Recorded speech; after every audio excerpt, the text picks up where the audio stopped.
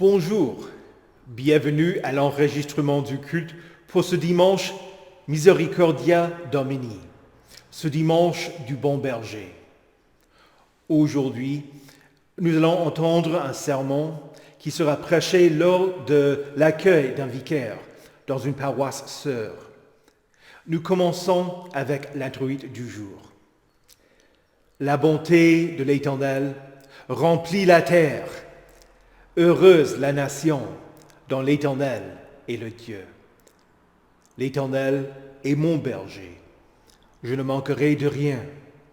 Il me fait prendre du repos dans des pâturages bien verts. Il me dirige près d'une eau paisible. Il me redonne des forces. Il me conduit dans les sentiers de la justice à cause de son nom. Même quand je marche dans la sombre vallée de la mort, je ne redoute aucun mal, car tu es avec moi.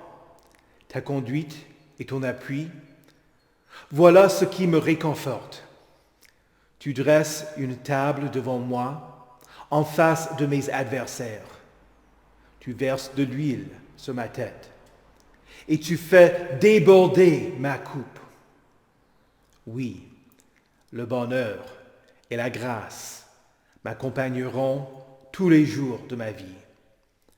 Et je reviendrai dans la maison de l'Éternel jusqu'à la fin de mes jours. Au nom du Père et du Fils et du Saint-Esprit. Amen. Dieu Tout-Puissant, Père miséricordieux, je confesse devant toi, moi, pauvre et misérable pécheur, toutes mes iniquités et mes péchés par lesquels je t'ai offensé et mérité ta juste colère et ton châtiment, dans le temps et dans l'éternité. Je m'en repens de tout mon cœur. Je regrette sincèrement de les avoir commis, et je te supplie, par ta grâce infinie et par les souffrances amères et la mort innocente de ton Fils bien-aimé, Jésus-Christ, mon Seigneur, de m'accorder ta grâce et ta miséricorde. Amen. Dans sa miséricorde, le Dieu Tout-Puissant a envoyé son Fils unique afin que quiconque croit en lui ne périsse pas, mais qu'il ait la vie éternelle. Par la confession de votre foi et par la confession de vos péchés, la reconnaissance que vous avez besoin d'un sauveur, je vous annonce la grâce de Dieu. Que ceux qui croient et qui sont baptisés, que vous soyez sauvés par Jésus-Christ, votre Sauveur. Amen. Prions. Dieu vivant, tu as rappelé d'entre les morts le grand pasteur des brebis. Accorde-nous ton Esprit Saint, afin que nous reconnaissions la voie du bon berger et que nous le suivions, en sorte que ni le péché ni la mort ne nous arracheront de tes mains, qui vis et règne avec toi et le Saint-Esprit, un seul Dieu, maintenant et pour les siècles des siècles. Amen. Écoutez avec respect et recueillement les lectures pour ce dimanche Misericordias Domini, tout d'abord dans les Actes des Apôtres au chapitre 2, les versets 36 à 41. Que toute la communauté d'Israël sache donc avec certitude que Dieu a fait Seigneur et Messie ce Jésus que vous avez crucifié. Après avoir entendu ce discours, ils eurent le cœur vivement touché et dirent à Pierre et aux autres apôtres, « Frères, que ferons-nous » Pierre leur dit, « Changez d'attitude et que chacun de vous soit baptisé au nom de Jésus-Christ pour le pardon de vos péchés, et vous recevrez le don du Saint-Esprit. En effet, la promesse est pour vous, pour vos enfants, et pour tous ceux qui sont au loin, en aussi grand nombre que le Seigneur notre Dieu les appellera. » Et par beaucoup d'autres paroles, il rendait témoignage et les encourageait en disant « Sauvez-vous de cette génération pervertie ». Ceux qui acceptèrent sa parole furent donc baptisés, et ce jour-là, le nombre de disciples augmenta d'environ 3000 personnes. Ici prend fin la lecture des Actes des Apôtres. Écoutez également la première épître de Pierre au chapitre 2, les versets 19 à 25. car c'est une grâce de supporter les difficultés en souffrant injustement pour garder bonne conscience envers Dieu. En effet, quelle gloire y a-t-il à endurer de mauvais traitements si vous commettez des fautes ? Mais si vous endurez la souffrance alors que vous faites ce qui est bien, c'est une grâce aux yeux de Dieu. De fait, c'est à cela que vous avez été appelés, parce que Christ aussi a souffert pour nous, vous laissant un exemple afin que vous suiviez ses traces, lui qui n'a pas commis de péché et dans la bouche duquel on n'a pas trouvé de tromperie. Lui qui insultait ne rendait pas d'insultes, maltraité ne faisait pas de menaces, mais s'en remettait à celui qui juge justement, lui qui a lui-même porté nos péchés dans son corps à la croix, afin que, libérés du péché, nous vivions pour la justice. C'est par ces blessures que vous avez été guéris. Vous étiez en effet comme des brebis égarées, mais maintenant vous êtes retournés vers le berger et le protecteur de votre âme. Ici prend fin la lecture de l'Épître. Écoutez enfin l'Évangile de Jean, au chapitre 10, les versets 1 à 10. En vérité, je vous le dis, celui qui n'entre pas dans l'enclos des brebis par la porte, mais s'y introduit par un autre endroit, est un voleur et un brigand. Mais celui qui entre par la porte est le berger des brebis. Le gardien lui ouvre et les brebis écoutent sa voix. Il appelle par leur nom les brebis qui lui appartiennent et il les conduit dehors. Lorsqu'il les a toutes fait sortir, il marche devant elles et les brebis le suivent parce qu'elles connaissent sa voix. Elles ne suivront pas un étranger, mais elles fuiront au contraire loin de lui parce qu'elles ne connaissent pas la voix des étrangers. Jésus leur dit cette parabole, mais ils ne comprenaient pas de quoi il leur parlait. Jésus leur dit encore, « En vérité, je vous le dis, je suis la porte des brebis. Tous ceux qui sont venus avant moi sont des voleurs et des brigands, mais les brebis ne les ont pas écoutés. C'est moi qui suis la porte. Si quelqu'un entre par moi, il sera sauvé. Il entrera et sortira, et il trouvera de quoi se nourrir. Le voleur ne vient que pour voler, égorger et détruire. Moi je suis venu afin que les brebis aient la vie et qu'elles l'aient en abondance. » Ici prend fin la lecture de l'Évangile. Heureux ceux qui écoutent la parole de Dieu et qui la gardent. Confessons notre foi. Je crois en Dieu, le Père Tout-Puissant, Créateur du ciel et de la terre. Je crois en Jésus-Christ, son Fils unique, notre Seigneur, qui a été conçu du Saint-Esprit et qui est né de la Vierge Marie. Il a souffert sous Ponce Pilate, il a été crucifié, il est mort, il a été enseveli, il est descendu aux enfers. Le troisième jour, il est ressuscité des morts, il est monté au ciel, il siège à la droite de Dieu, le Père Tout-Puissant, et il viendra de là pour juger les vivants et les morts. Je crois au Saint-Esprit, la Sainte Église universelle, la communion des saints, la rémission des péchés, la résurrection de la chair et la vie éternelle. Amen.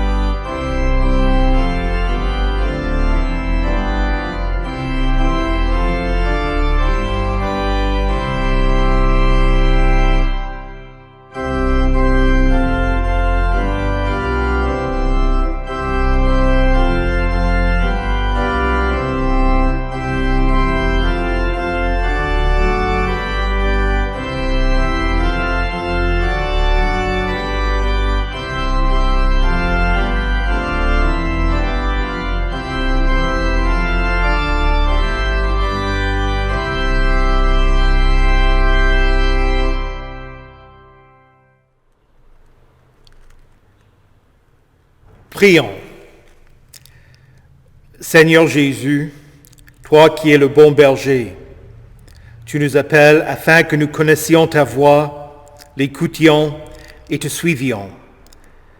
Comme tu es la porte de l'enclos, protège-nous des voleurs et des brigands et laisse-nous entrer et sortir de ton enclos, afin que nous ayons la vie que tu nous offres abondamment et entrions finalement dans tes parvis. Amen. Alléluia, Christ est ressuscité, il est vraiment ressuscité. Alléluia. Nous voici le dimanche du Bon Berger, jour où la paroisse de Sion accueillera le vicaire Stillman. Comme point de départ pour ce sermon, il est important d'expliquer le titre de vicaire. Le mot veut dire « à la place de ».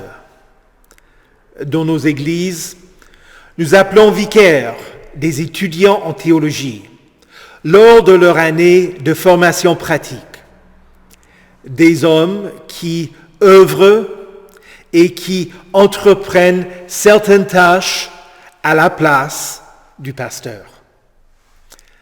Le vicaire Stillman n'est pas encore pasteur, mais il travaillera sous mon autorité et selon mes instructions, dans l'espoir qu'à la fin de sa formation, l'Église dira qu'il est compétent et apte à recevoir un appel. L'Église catholique, elle aussi, utilise le titre de vicaire. Elle dit du pape qu'il serait le vicaire de Christ. Elle prétend que le pape est à la place de Jésus, qu'il le représente sur terre en tant que chef de l'Église, qu'il a le droit d'interpréter les Saintes Écritures et qu'il peut énoncer de nouvelles doctrines. Nous rejetons cet enseignement, car Jésus a donné les clés à tous les apôtres et à toute l'Église sur terre. Et nous enseignons que tout le monde peut comprendre les Saintes Écritures, en particulier en ce qui concerne le message du salut. Le mot technique pour cela, c'est la perspicuité.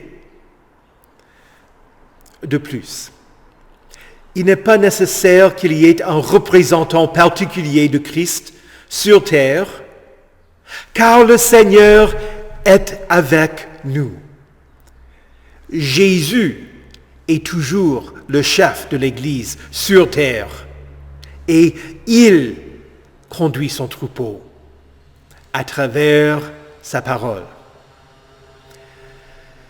Ceci nous amène à parler du rôle des serviteurs de Christ. Dans notre lecture, Jésus fait référence aux voleurs et aux brigands. À la fin de Jean chapitre 9, il parlait aux pharisiens et il s'ensuit que dans notre texte, il parlait d'eux. Pourquoi les appeler des voleurs et des brigands? Parce qu'en tant que chef religieux du peuple, ils ne se voyaient ni comme des serviteurs, ni comme des brebis. Ils se prenaient pour ceux qui dirigent le peuple, comme si le troupeau leur appartenait.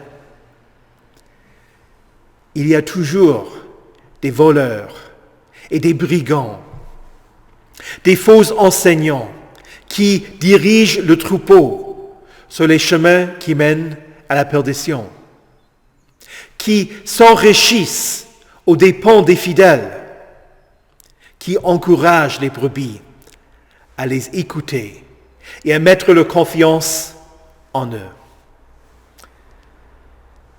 Si on essaie d'accéder à l'enclos du bon berger par un autre moyen que Jésus, on n'y parviendra pas, car il n'y a sous le ciel aucun autre nom qui ait été donné parmi les hommes, par lequel nous devions être sauvés.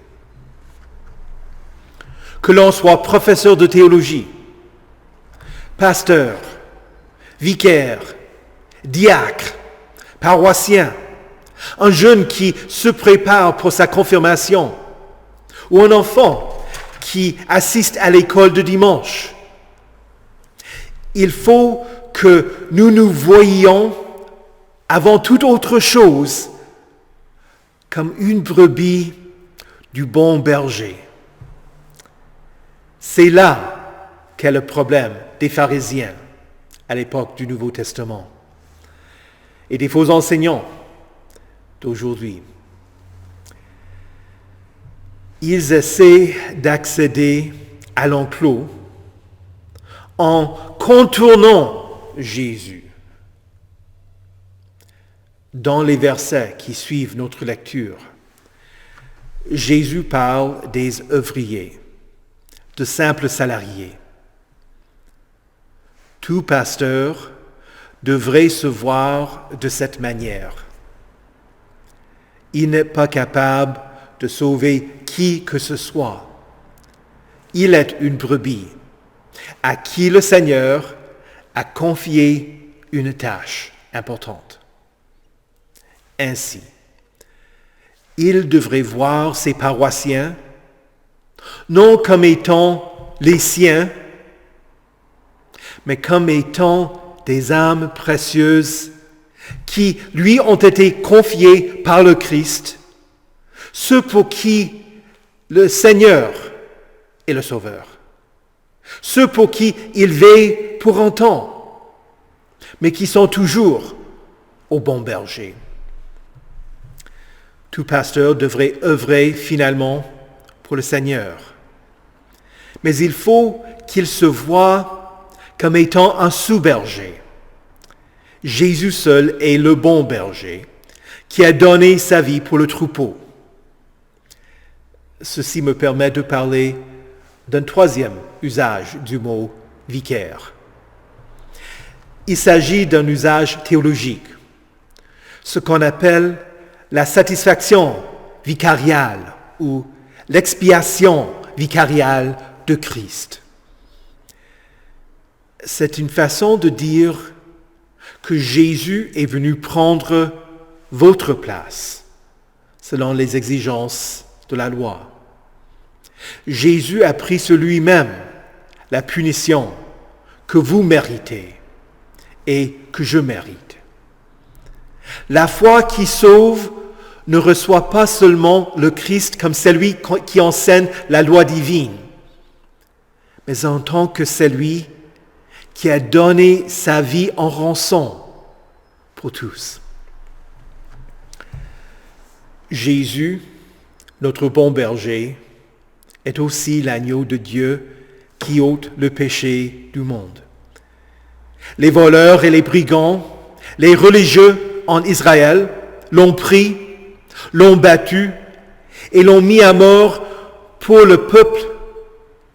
le peuple ne puisse plus le suivre. Le voleur ne vient que pour voler, égorger et détruire. Mais ce dont il ne se rendait pas compte, c'est que l'agneau de Dieu s'est offert pour le salut du troupeau entier, afin qu'aucune des brebis ne soit perdue. En effet, en se proposant comme l'agneau du sacrifice, il est devenu la porte de l'enclos. Jésus dit, « Celui qui entre par la porte est le berger des brebis.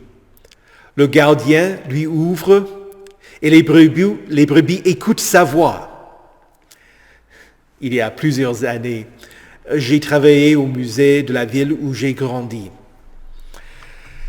Il n'y a pas eu beaucoup d'éleveurs de brebis dans la région, mais le musée avait un accord avec l'un d'eux.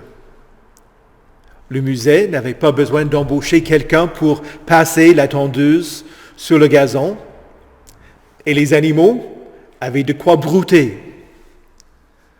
Souvent, je travaillais dehors en rangeant, mais les brebis et les agneaux m'évitaient. Je leur parlais presque tous les jours, mais ils se méfiaient de moi. Je leur parlais doucement et je ne faisais pas de mouvements brusques autour d'eux pour leur faire comprendre que je ne représentais aucun danger. Mais malgré cela, ils se méfiaient de moi. Et puis, un jour, leur propriétaire est venu. Il a crié une seule fois et les animaux ont couru vers lui. Ils ne l'avaient pas vu depuis des semaines. Mais aussitôt qu'ils ont entendu sa voix, ils se sont dépêchés pour être près de lui. Je me souviens d'une émission dans laquelle un professeur de théologie qui avait vécu au Moyen-Orient pendant de longues années a expliqué que les bergers de la région ne conduisent pas les bergers de l'arrière, comme ils le font en Amérique du Nord ou en Europe. Le berger marchait devant le troupeau et il avait un sifflement particulier pour appeler ses brebis. Chaque berger avait sa propre mélodie qu'il utilisait et les brebis savaient ainsi qui elles devaient suivre. Voilà ce que Jésus décrit quand il dit « Il marche devant elles et les brebis le suivent, parce qu'elles connaissent sa voix. Elles ne suivront pas un étranger, mais elles fuiront au contraire loin de lui, parce qu'elles ne connaissent pas la voix des étrangers. » J'ai lu que les brebis ont des problèmes de vue. La comparaison entre les chrétiens et les brebis est pertinente, car nous marchons par la foi et non par la vue. Dans la lettre aux Hébreux, nous lisons « La foi, c'est la ferme assurance des choses qu'on espère, la démonstration de celles qu'on ne voit pas. » Après sa résurrection, Jésus a dit « Heureux ceux qui n'ont pas vu et qui ont cru. » Et encore, Pierre écrit dans sa première épître « Vous aimez Jésus sans l'avoir vu. Vous croyez en lui sans le voir encore. Et vous vous réjouissez d'une joie indescriptible et glorieuse parce que vous obtenez le salut de votre âme pour prix de votre foi. » Ensuite, j'ai une parole pour le vicaire.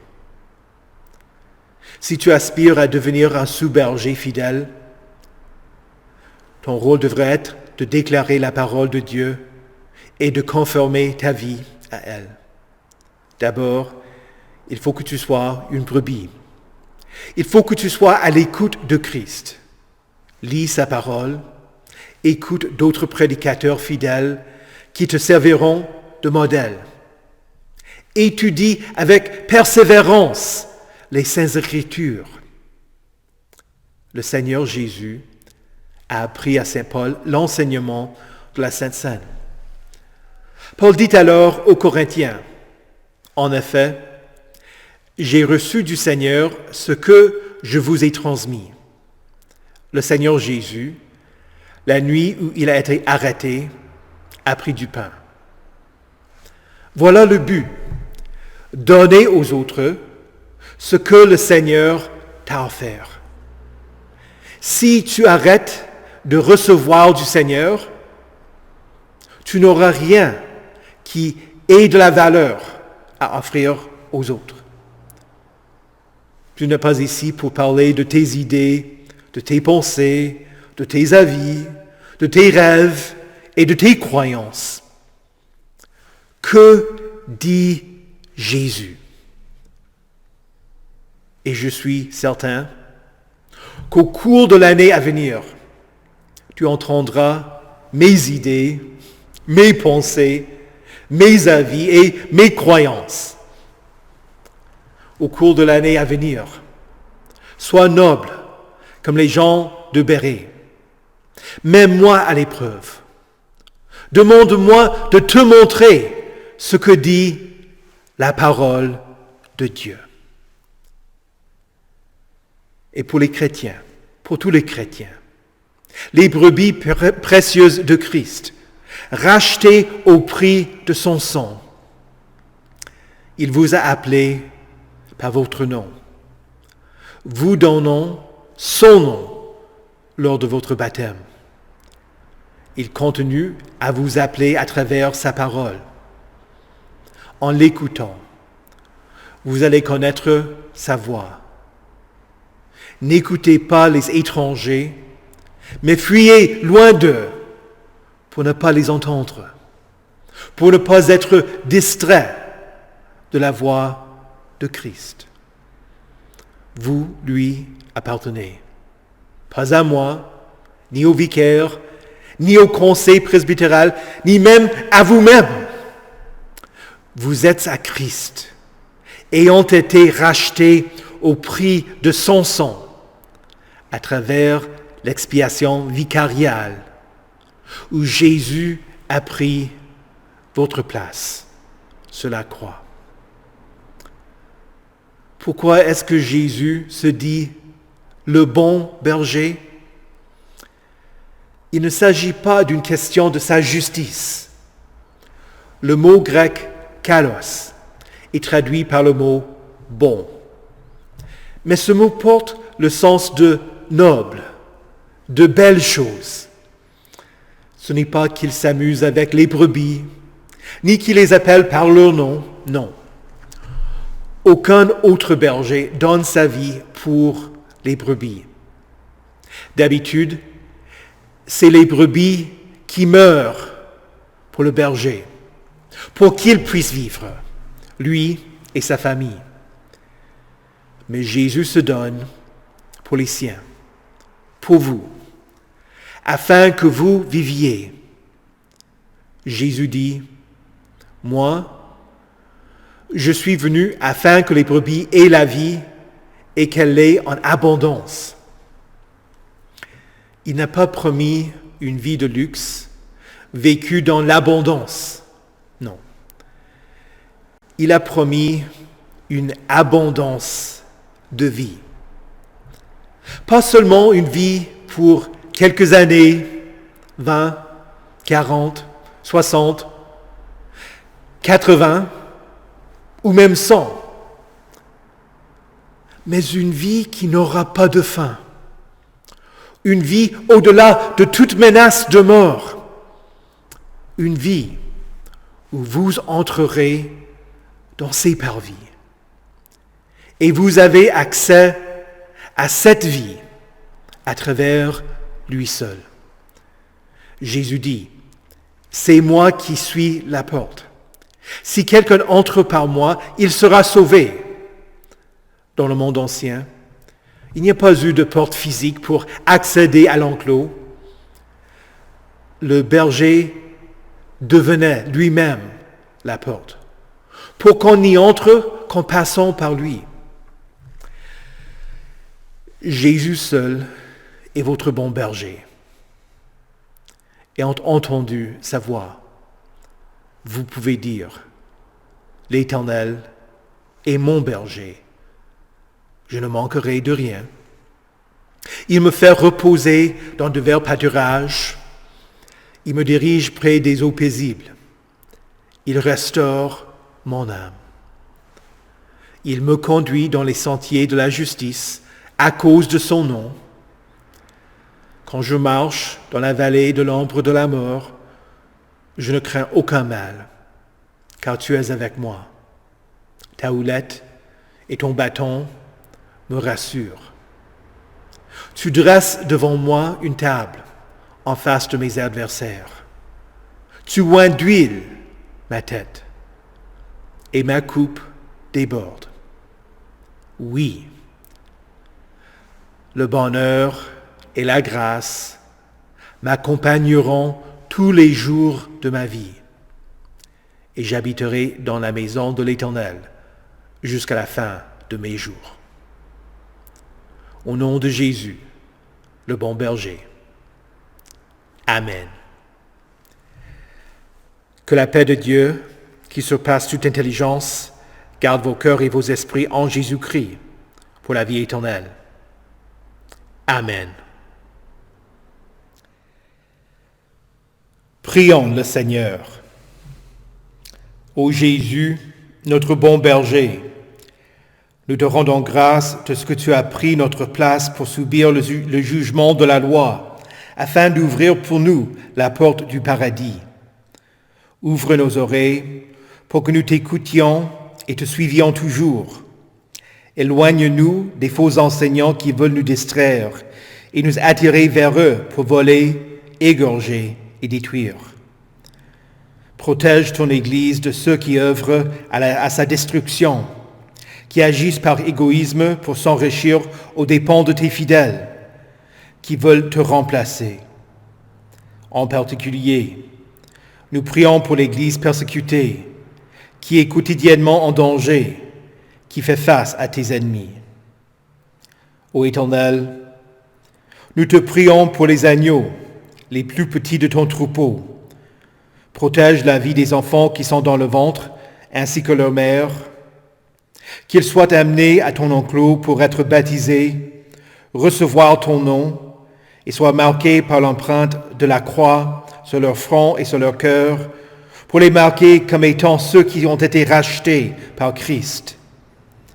Que les parrains et les marraines prient pour eux et assurent une formation contenue dans le cadre de ta parole chez eux, et que ton Église leur enseigne la vérité dans les écoles du dimanche et lors de l'étude du petit catéchisme. En particulier, nous te rendons grâce pour ceux qui, prochainement, vont confirmer la foi que tu leur as donnée. Nous te demandons de bénir les séminaires de l'Église qui visent à semer ta sainte parole dans le cœur et l'âme de ceux qui veulent rendre service à toi et à ton Église. Conduis les étudiants compétents vers les séminaires fidèles pour qu'ils puissent grandir dans leur connaissance et leur foi. Que ta parole trouve la bonne terre et porte du fruit chez les étudiants, afin qu'ils développent les compétences pour encourager, soutenir, corriger, protéger et rappeler vers toi tes brebis.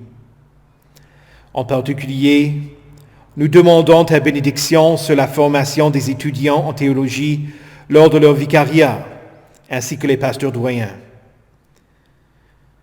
Chef de l'Église, nous te prions aussi pour les pasteurs de l'Église, dans leur zèle et un amour pour toi, ainsi que le désir de faire connaître ta sainte parole, qu'ils reçoivent en abondance tes dons pour ensuite les offrir à tes fidèles.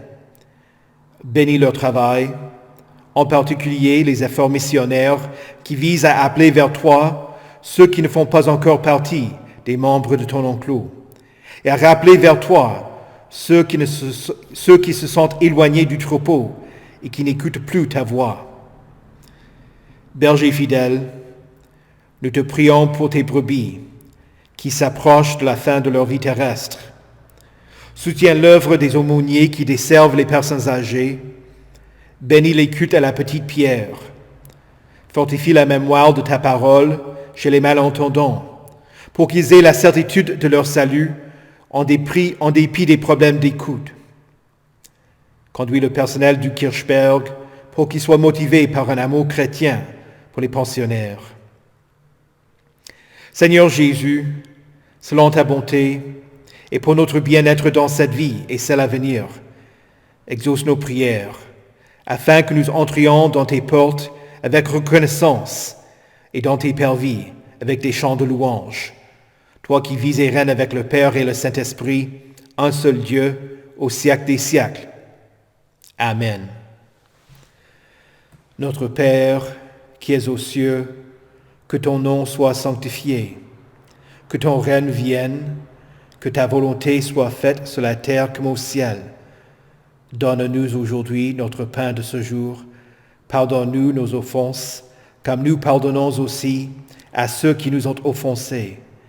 Et ne nous laisse pas entrer en tentation, mais délivre-nous du mal, car c'est à toi qu'appartiennent le règne, la puissance et la gloire, au siècle des siècles. Amen. Recevez avec joie la bénédiction de l'Éternel. Que le Seigneur vous bénisse et vous garde. Que le Seigneur fasse luire sa face sur vous et qu'il vous accorde sa grâce. Que le Seigneur tourne son visage vers vous et qu'il vous donne sa paix. Amen.